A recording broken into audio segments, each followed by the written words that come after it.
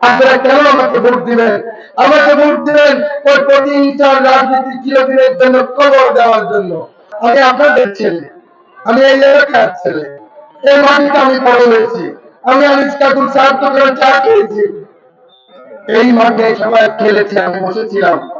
আমি জীবনে কোনদিন যাত্রা গানে যাইতে পারি নাই, আমি কোনদিন ডিউটি যাইনি, আমি কোনদিন কারোর সাথে বেয়াদবি করিনি, তিনি কি আমার পক্ষের বিরুদ্ধে কথা কোনদিন প্রশ্ন করিনি। 28 বছর আছি, আমাকে যিনি কথা দিয়েছে, আমার সামনে আমার বিরুদ্ধে কথা বলে বলে নেচে চলে গিয়েছে, আমি তাদেরকে আবার কাকা বলেছি, আমি বাবা বলেছি। আজকে সেই কারণে আপনাদের ছেলে, আপনাদের ভাই, আপনাদের সন্তান, এই মাটির সন্তান আমি, আমার একটা স্বপ্ন আছে। আমার স্বপ্ন, আমার একটা স্বপ্ন আছে, আমার স্বপ্ন হলো সকলে মিলে রাজনীতি, এটা ইংরেজিতে বলে ইনক্লুসিভ পলিটিক্স। আমি সকলকে মিলে রাজনীতি করতে চাই, অর্থাৎ সকলের কাছে আমি ভোট চাই। কেন? আপনারা কেন আমাকে ভোট দিবেন?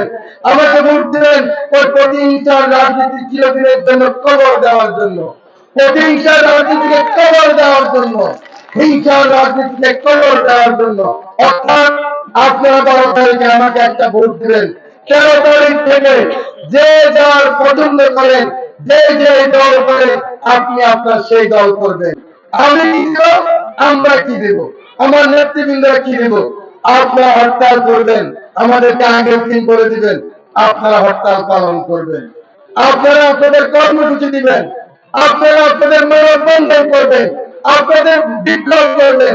শুধুমাত্র ওই আগের মতো কখনো আমরা করেছি, কখনো আপনারা করেছেন, আগুন লাগাও, একজন একজন দোকান লাগাও, ভোট দেয়, তারপর ওই মসজিদে আগুন লাগাও, একজন নারীকে ধর্ষণ করো, ওই রাজনীতি চিরদিনের জন্য রামগতি এবং কমলনগরে কবর হবে, এটাই হলো আমার প্রত্যাশা।